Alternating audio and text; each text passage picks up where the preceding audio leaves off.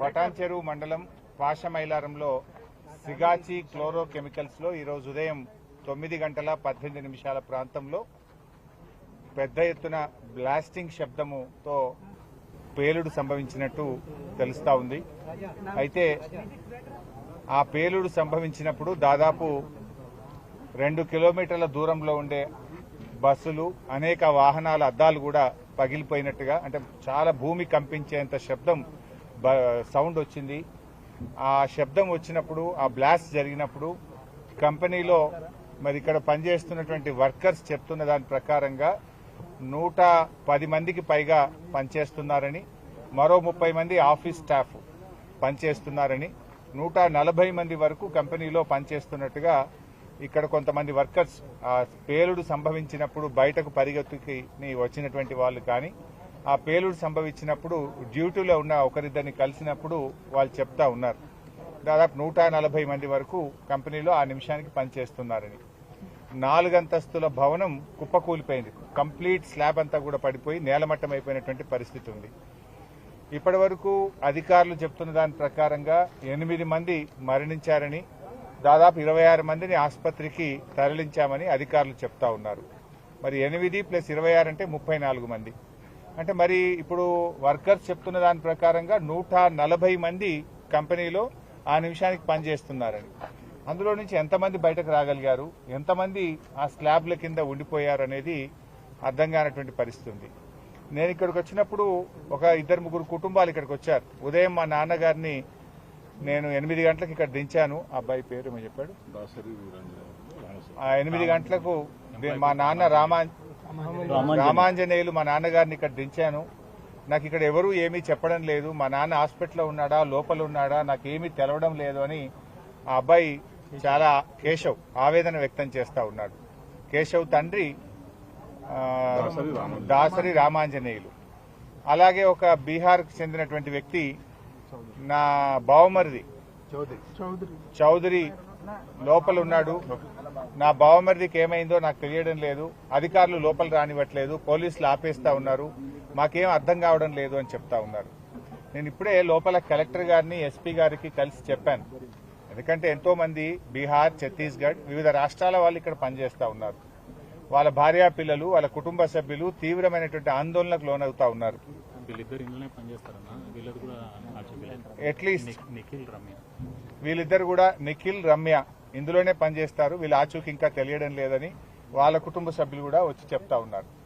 అందుకే ఇప్పుడు నేను కలెక్టర్ గారికి, ఎస్పీ గారికి ఏం చెప్పానంటే, ఒక కంట్రోల్ రూమ్ పెట్టండి, ఒక కామన్ ఫోన్ నంబర్ ఇవ్వండి. ఇన్సిడెంట్ జరిగింది 9 గంటలకు, దాదాపు 1 అవుతా ఉంది, 5 గంటలు అయింది. ఏం చేస్తున్నారు 5 గంటల నుంచి? ప్రభుత్వం ఏం చేస్తుంది, అధికారులు ఏం చేస్తున్నారు? ఇంత పెద్ద ఇన్సిడెంట్ ఈ ప్రాంతంలో జరిగితే ఒక కంట్రోల్ రూమ్ పెట్టి, ఒక ఫోన్ నంబర్ను పెట్టి, ఎవరైనా ఫోన్ చేస్తే ఇగో పలానోళ్ళు పలానా హాస్పిటల్లో ఉన్నారు, పలాని వాళ్ళు చనిపోయి పోస్ట్ మార్టం దగ్గర ఉన్నారు, ఇంకా మిగతా వాళ్ళ వివరాలు తెలవాల్సిన అవసరం ఉంది, తీసుకోవాలన్నా వద్దా? ఇప్పుడు ఒక 4-5 నాకే కలిస్తే నేను తీసుకెళ్లి అక్కడ కలెక్టర్ గారికి, ఆర్డీఓ గారికి కల్పించాల్సిన పరిస్థితి ఏర్పడ్డది. ఎంత ఇర్రెస్పాన్సిబుల్ గా ప్రభుత్వము, ఈ అధికార యంత్రాంగం పనిచేస్తుందంటే ఇది నిజంగా చాలా బాధాకరం. ఒకవైపు ఎన్డీఎస్ఆర్ఎఫ్ బృందం అద్భుతంగా లోపల పోయి పనిచేస్తున్నారు, వాళ్ళను మనం అభినందించాల్సిందే.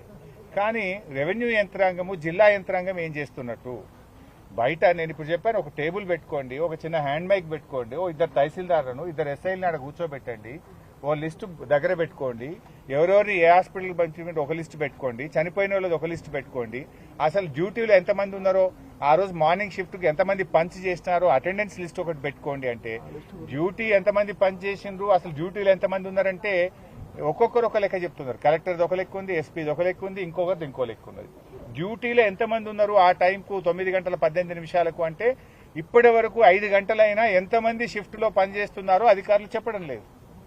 అసలు ఏ వివరాలు కూడా లేకుండా బాధ్యతారహిత్యంగా పనిచేసినట్టు కనబడతా ఉంది. మరి ఇది రాష్ట్రంలో కార్మిక శాఖ మంత్రి ఏం చేస్తున్నట్టు, మరి ప్రభుత్వం ఏం చేస్తున్నట్టు?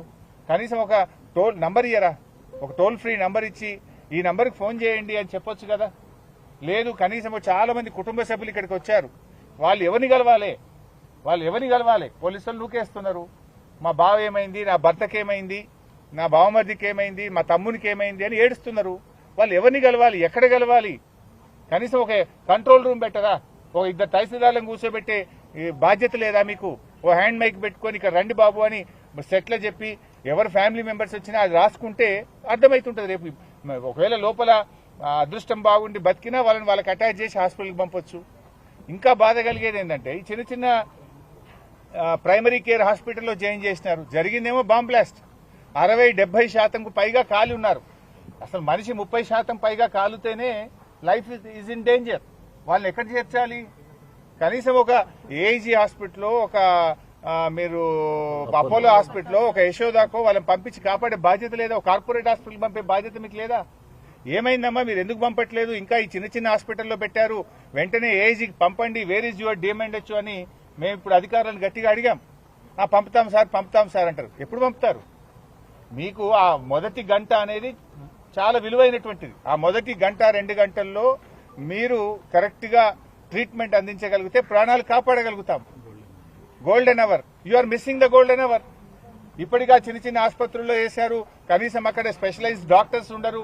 వాళ్ళని ముఖ్యమైన కార్పొరేట్ హాస్పిటల్ పంపించి వాళ్ళ ప్రాణాలు కాపాడే బాధ్యత ప్రభుత్వానికి, యాజమాన్యానికి లేదా? అంటే పూర్తిగా బాధ్యత రహిత్యం.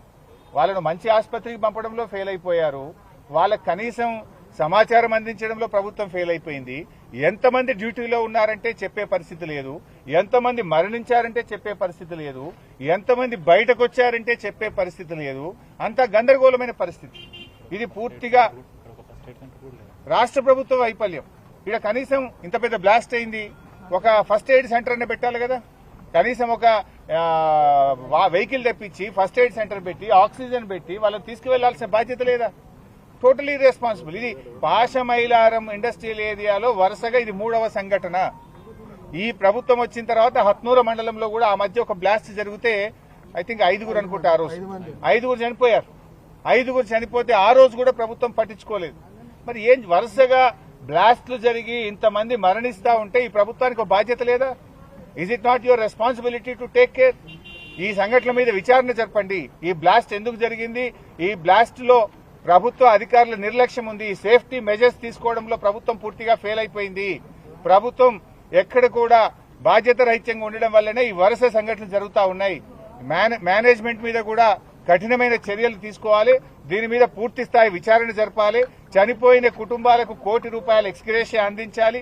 మరి గాయపడ్డ వారికి ప్రభుత్వం కార్పొరేట్ వైద్యాన్ని అందిస్తూ వారి కుటుంబాలకు ₹50 లక్షల ఎక్స్గ్రేషియా ఇవ్వాలని బీఆర్ఎస్ పార్టీ పక్షాన్ని డిమాండ్ చేస్తారు. స్థానిక మంత్రి, కలెక్టర్ అందరు లోపలనే ఉన్నారు. మరి లోపం ఎందుకు జరుగుతుంది? ఎందుకు ఆ కోఆర్డినేషన్ మిస్ అవుతుంది? లోపల మినిస్టర్ గారు అయితే నాకు కనబడలేదు. కలెక్టర్ గారు నేను అడిగాను, ఎంతమంది కలెక్టర్ గారు షిఫ్ట్ లో ఉన్నారు అంటే తెలియదు. మార్నింగ్ షిఫ్ట్ లో ఎంతమంది డ్యూటీలో ఉన్నారు? There is no answer from collector. అసలు ఏం జరుగుతుంది అంటే ఎవరి దగ్గర ఆన్సర్ లేదు. నేను చెప్పాను కనీసం ఒక కంట్రోల్ రూమ్ పెట్టండి, మీడియాకు ఒక ఫోన్ నంబర్ ఇవ్వండి, సో దట్ వాళ్ళ బంధుమిత్రులు ఫోన్ చేస్తారు. రిలీజ్ ఏ ఫోన్ నంబర్. ఎవరన్నా ఉంటే వాళ్ళు ఎవరికి ఫోన్ చేయాలి, ఎక్కడ ఫోన్ చేయాలి? కార్మికులు, పేదవాళ్ళు పొట్ట చేత పట్టుకొని బతకడం కోసం బీహార్ నుంచి, ఉత్తర భారతదేశం నుంచి వచ్చి ఇక్కడ పనిచేస్తున్నారు. వాళ్ళు ఎంత ఆందోళనలో ఉంటారు, వాళ్ళకి ఎంత టెన్షన్ ఉంటుంది. వాళ్ళు ఏ నంబర్కి మాట్లాడాలి, వాళ్ళు ఇక్కడ రావాలంటే ఎన్ని గంటలు పడుతుంది? ఒక నంబర్ను డిక్లేర్ చేస్తే మీడియాలో వస్తే వారి బంధుమిత్రులు దేశంలో ఎక్కడున్నా, హైదరాబాద్ లో ఉన్నా, ఇక్కడ పనిచేసే వాళ్ళైనా ఆ నంబర్కి ఫోన్ చేసి మాట్లాడగలుగుతారు. ఇంతవరకు ఒక నంబర్ ఇయ్యారు మీరు, ఇంతవరకు ఒక కంట్రోల్ రూమ్ పెట్టారు. ఇంత మేజర్ ఇన్సిడెంట్ జరిగితే గవర్నమెంట్ ఏం చేస్తున్నట్టు? అంటే ఈడ వచ్చి నిలబడడం కాదు కదా, సహాయక చర్యల్లో ముమ్మరంగా జరగాలి. తీవ్రంగా గాయపడ్డ వాళ్ళను కార్పొరేట్ ఆసుపత్రికి తీసుకుపోవాలి, అది జరగదు. కంట్రోల్ రూమ్ పెట్టరు, ఒక ఫోన్ నంబర్ ఇయ్యరు. ఏం జరుగుతుంది అన్నట్టు చేస్తున్నాం. అందరినీ కంట్రోల్ చేయడం, లోపలికి వెళ్ళి పోనీయకుండా ఆపడం ఇది కాదు కదా. You have to save the lives, you have to enquiry the matter. Enquiry చేసి కఠినమైన చర్యలు తీసుకొని పునరావృతం కావద్దు. ఇది పాశమైలారంలో ఈ ఏడాదిలో 3వ సంఘటన. ఇది టోటల్ గా బాధ్యత. ఇప్పుడు ఏమైంది, మీకు లేబర్ డిపార్ట్మెంట్ కానీ, అదేవిధంగా బాయిలర్స్ డిపార్ట్మెంట్ కానీ, ఇండస్ట్రియల్ డిపార్ట్మెంట్ కానీ వాళ్ళు రెగ్యులర్ ఇన్స్పెక్షన్స్ చేయాలి, రెగ్యులర్ గా మానిటర్ చేయాలి. ఇలా ప్రజల జీవితాలతో, ప్రాణాలతో చెలగాట మాడలేం కదా. సంఘటన జరిగిన 4 గంటల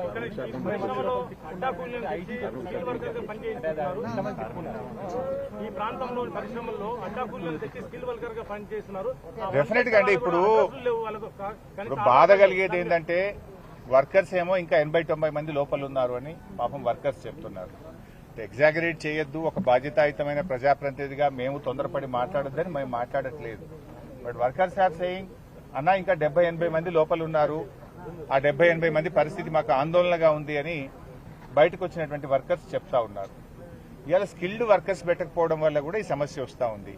ఇలా కొంత బాయిలర్స్ దగ్గర పనిచేసే వాళ్ళు కానీ, రియాక్టర్స్ దగ్గర పనిచేసే వాళ్ళు కానీ వాళ్ళు క్వాలిఫైడ్ ఉండాలి, స్కిల్డ్ వర్కర్స్ ఉండాలి. కొంతమంది అడ్డా కూలీలను తెచ్చి ఎవరిని బట్టే వాళ్ళని అక్కడ పెట్టి పెట్టడం ద్వారా కూడా ఇటువంటి సంఘటనలు జరుగుతూ ఉన్నాయి. ఓవరాల్ గా దీని మీద పూర్తి స్థాయి విచారణ జరిపి ఈ కుటుంబాలని ఆదుకోవడంతో పాటు భవిష్యత్తులో ఇటువంటి పునరావృతం కాకుండా చూడాలి.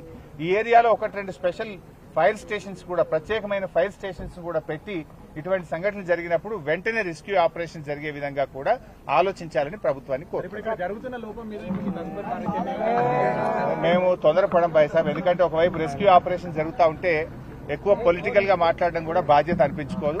మేము మొత్తం ఇదంతా రెస్క్యూ ఆపరేషన్స్ అయిపోయిన తర్వాత in detail we will respond.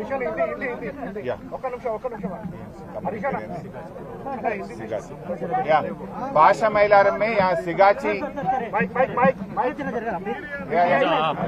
తీసుకున్నట్టు